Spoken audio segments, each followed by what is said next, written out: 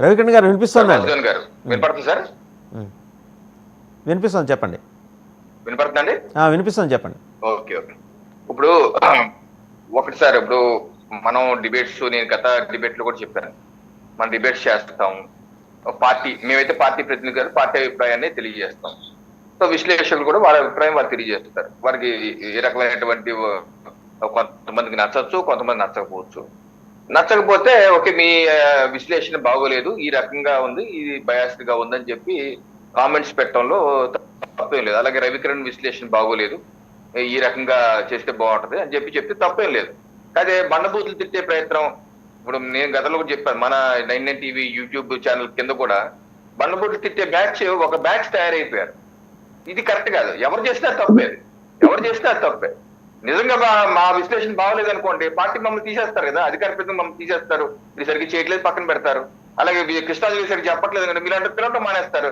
ఎందుకు ఈయన one side గా ఉంటున్నాడు, ఇది ఇంతో ప్రాబ్లం ఉందని చెప్పి తీసేస్తారు. అంతేగాని మనం బండబూతులు తిట్టే కార్యక్రమం, టార్గెట్ చేసి ఫోన్లు చేసే కార్యక్రమం, మెసేజ్లు పెట్టి వాట్సాప్లు పెట్టి వేధించే కార్యక్రమం, ఇది చట్ట వ్యతిరేకం. చేసే వాళ్ళు గుర్తుంచుకోండి. ఈ రోజు ఏడుస్తున్నారు పోసారి కృష్ణమురళి గారు లాంటి వాళ్ళు, ఏంటి పరిస్థితి, అందరూ వల్లభదేవ్ వంశీ గారు ఏంటి పరిస్థితి, పెద్ద పరిస్థితి ఏం బాగోలేదు. మనం ఎంత, అది గుర్తుపెట్టుకోండి. ఒకటి. రెండు, ఇప్పుడు మా జిల్లా వాసి అయినటువంటి వరుపుల తమ్మయ్య బాబు గారు, ప్రతిపాడు నియోజకవర్గం, యాక్చువల్ గా ఆయన సౌమ్యుడు, జనసేన పార్టీకి దశాబ్ద కాలంగా పనిచేస్తున్నారు. నిన్న ఆ ఎపిసోడ్ నా దృష్టికి వచ్చాక నేను కూడా ఆశ్చర్యపోయాను. ఏం జరిగింది, అక్కడ వాళ్ళు ఫోన్ చేసి నాకు వీడియోలు పంపమన్నారు. అక్కడ ప్రెస్ వాళ్ళు వీడియోలు పంపమంటే వీడియోలు చూసాను. అయితే ఏమవుతుందంటే భాస్కర్ గారు, ఇప్పుడు మన నాయకులుగా, నాలాంటి చోట మోటా నాయకులకు కూడా ప్రజలు కొంతమంది ఫోన్ చేసి, సార్ ఇలాగ ఫలానా ఎస్ఐ స్పందించట్లేదంటే, ఏం పట్టించుకోవట్లేదు సార్, బీజేపీ అన్నా సరే ఆయన తిడతారండి, బీజేపీ లేదు ఇక్కడ అంటారంటే, మీరు కొంచెం గట్టిగా మాట్లాడాలని అంటారు. మనం ఆ ట్రాప్ లో పడిపోయి ఎస్ఐ దగ్గర వెళ్ళిపోయి, లేకపోతే ఫలానా అధికారి దగ్గర వెళ్ళిపోయి, ఏంటి బీజేపీని అన్నామంట, ఏంటి అలా అన్నా ఇలా అన్నప్పుడు ఆ ట్రాప్ లో పడిపోతాం. సో ఒక నాయకుడిగా మనం ఏంటంటే వచ్చిన ఫిర్యాదు ఎంత మేర జెన్యూనో చూసుకో. ఎందుకంటే మధ్యలో ఉన్న కార్యకర్తకి వారి యొక్క ప్రభావం కోసం, ప్రాపకం కోసమో మనం రెచ్చగొట్టేస్తారు. ఆ రెచ్చగొట్టేస్తే ఆ ట్రాప్ లో మనం పడిపోయాం అనుకోండి, నష్టపోయేది మనమే. ఎందుకంటే ఆ చోట మోట నాయకుడు ఎవరికి తెలియదు, మనం అయితే తెలుస్తాం కదా, మన టార్గెట్ అయిపోతాం కదా. సో అందుకనే మనం ఒళ్ళు దగ్గర పెట్టుకుని ఉండి అసలు జరిగింది ఏంటి సార్ అని చెప్పి అడగాలి. నేను ఒకసారి ఇలాగే ఒక ఎస్ఐ గారు నాకు ఏం చెప్పారంటే, ఒక 6 ఏళ్ళ అమ్మాయి వెళ్ళిపోయిందండి, ఎస్ఐ గారు ఏం పట్టించుకోవట్లేదండి, మీరు ఒకసారి గట్టిగా చెప్పాలన్నారు.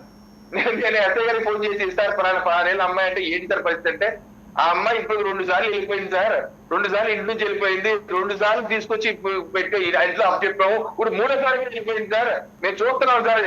వాస్తవం అది, ఇది చెప్పడం మనకి 2 సార్లు వెళ్ళిపోయింది అని చెప్పడం.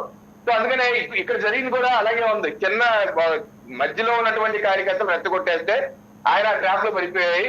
మళ్ళీ ఇప్పుడు ఒకటి సార్, లింగంపర్తి అనేది చాలా కొంచెం మారుమూరు గ్రామం, కొంచెం ఏజెన్సీకి ముఖద్వారం, అది చాలా కొంచెం వెనుకబడిన ప్రాంతం.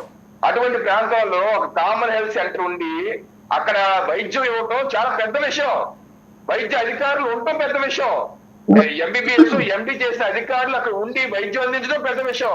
నాకు తెలిసి నేను 20 ఏళ్ల క్రితం చూసేవాళ్ళు వైద్యం కోసం, వాళ్ళు అక్కడ చిన్న వైద్యం కోసం అక్కడ నుంచి కాకినాడ పరిగెత్తుకొచ్చేవాళ్ళు. అలాంటి వాళ్ళకి ఇప్పుడు సిహెచ్సి అక్కడే ఉంది. కేంద్ర ప్రభుత్వం నరేంద్ర మోడీ గారి సహకారంతో వైద్యానికి అవకాశం ఇవ్వాలని చెప్పి సిహెచ్సిలు పిహెచ్సిలు పెంచారు.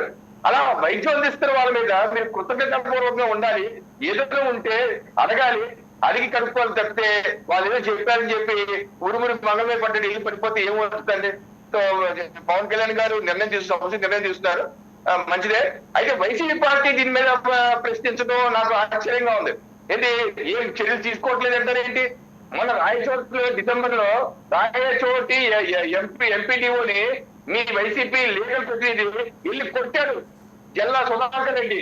ఏం చర్య తీసుకున్నారు మీరు? ఏం చర్య? 4 మాసాలు అయింది, ఏదో చర్య తీసుకున్నారు ఇప్పటి వరకు? మీరు ఏమి చర్యలు తీసుకోలేదు. ఎవరు ఏం చేస్తే ఏ చర్యలు తీసుకోరు. మీ ఎమ్మెల్సీ తెలుసు డోర్ డెలివరీ చేస్తారు, వాళ్ళు ఈ రోజు కూడా శాసన మండలికి వెళ్తారు. ఇంకో ఎమ్మెల్సీ ఏమో ఇంకో అమ్మాయిని పెట్టుకుని అన్ని గుళ్ళు గోపురం అన్ని తిరుగుతుంటారు, అతను మీరు ఎంగేసుకొస్తారు. ఇటువంటి వ్యక్తులు పెట్టుకున్న మీరు మా పార్టీని ప్రశ్నించడం సిగ్గుచేయండి. ఒకసారి మిమ్మల్ని మీరు ఆత్మ పరిశీలన చేసుకోండి మమ్మల్ని తిట్టే ముందు. శివపార్తి గారు, కృష్ణాంజనేయులు గారు చేసిన ప్రస్తావనకు సంబంధించి ఇప్పుడు ఆయన ఏదో ఆయన అభిప్రాయం చెప్పారు, మీకు నచ్చకపోవచ్చు, అంటే మీరు అంటే ఇన్ ద సెన్స్ పార్టీకి నచ్చకపోవచ్చు, మేము విభేదిస్తున్నామండి అని చెప్పి మర్యాదగా, అంతే కలబడిపోవటం, ఆయన ఆయన ఫోటో కింద ఫోన్ నెంబరు పెట్టేసి ఎక్కేసేయండి ఏం పర్లేదు తర్వాత చూసుకుందాం అని అంటాం, ఇలాంటి నేను కూడా చూశాను సోషల్ మీడియాలో. ఆయన ఫోన్ నెంబర్ పెట్టి ఆయన్ని ఇబ్బంది పెట్టాల్సినంత నెసిటీ ఏమొచ్చిందండి? స్పష్టంగా ఆయనకు నిర్దిష్టం కొన్ని అభిప్రాయాలు ఉంటాయి. కృష్ణాంజనేయులు గారు మీ అభిప్రాయాలు తప్పు, మీరు మీ విధానం మార్చుకోండి అని చెప్పండి, నథింగ్ రాంగ్ ఇన్ ఇట్. అది ఎవరు చేసినా తప్పేనండి, నేను కూడా దాన్ని ఖండిస్తాను. బట్ జనసేన వాళ్ళు చేశారంట మాత్రం నేను ఒప్పుకోను. ఎందుకంటే జనసేన ముసుగులో చాలా మంది వస్తారు. మీరు ఇందాక మీకన్నా ముందు నేనే చెప్పాది. మీరే చెప్పారు. ఇప్పుడు ఏంటంటే అక్కడ మా గ్రూపుల్లో కూడా వాట్సాప్ గ్రూపులో ఎవరు వచ్చి జాయిన్ అవుతారో కూడా తెలీదు. ఆ లింక్ తెలిసిన వాళ్ళు ఎవరెవరో షేర్లు చేస్తారు, వాట్సాప్ లింక్, దానిలో నెంబర్ ఆఫ్ పీపుల్ వచ్చి జాయిన్ అవుతారు. వాళ్ళు జనసేన ముసుగులో ఇష్టానుసారం ఈ రెచ్చగొట్టేలాగా అందరికి జనసేన దూరం చేసే ప్రాసెస్ లో భాగంగా హీరోలు ఫ్యాన్ బేస్ వారు ఒకటి ఇలాగ ఎవరైనా మాట్లాడిన విశ్లేషకులు వాళ్ళ మీద ఈ రకమైన దాడి చేయడం, ఇలా ఒక మోక అయితే గట్టిగా ప్రయత్నం ఇప్పుడు కాదు 10 ఏళ్ల నుంచి ఇదే తంతు. సో జనసేనలో ఉన్న ప్రతి ఒక్క కార్యకర్త నాకు తెలిసి ఎవరు అలాంటి పనులు చేయరు.